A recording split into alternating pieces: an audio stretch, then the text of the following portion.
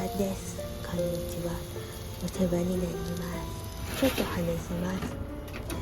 米が今日の朝で終わりでした。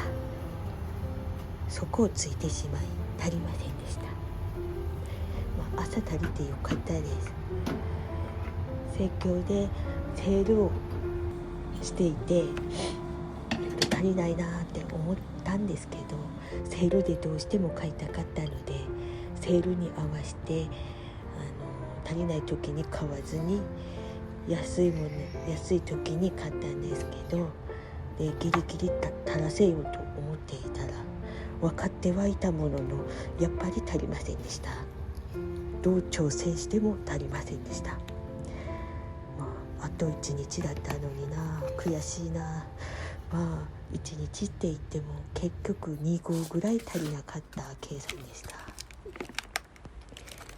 潔くバスに乗りダイレックスにお米を買いに行きました。ちなみにダイレックスでお米を買うのは初めてでした。で、買い物の終わりに購入品紹介をと行きたいところですが、私ポンコツです。レシートを紛失してしまい、価格はうろ覚えのままスタートします。トマトとシーチキンはとても安かったです。で、米はどれがいいかスーパーに行くのが久しぶりすぎてぼさっと米の前でしていたら、後ろから来た女性の方がスッと選んだ米をさっと私も選んで帰ってきました。決められて本当に一安心。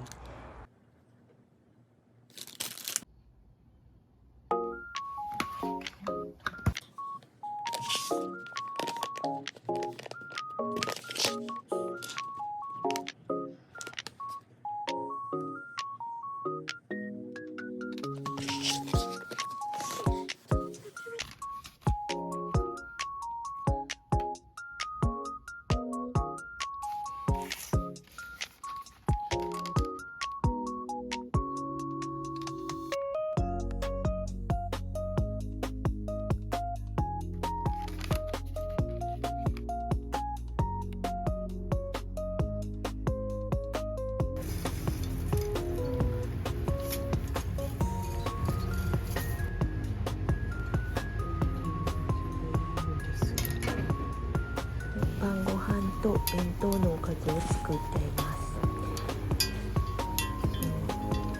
買い物をしたからといって全て使うのではなくて、ちょっとずついろんなものをかき集めて料理を作るっていうのが私の作り方でして、この日はもういろいろ冷蔵庫で余っている野菜があったので、とりあえず弁当にも使えるナポリタンを作りました。麺は 300g 使いました。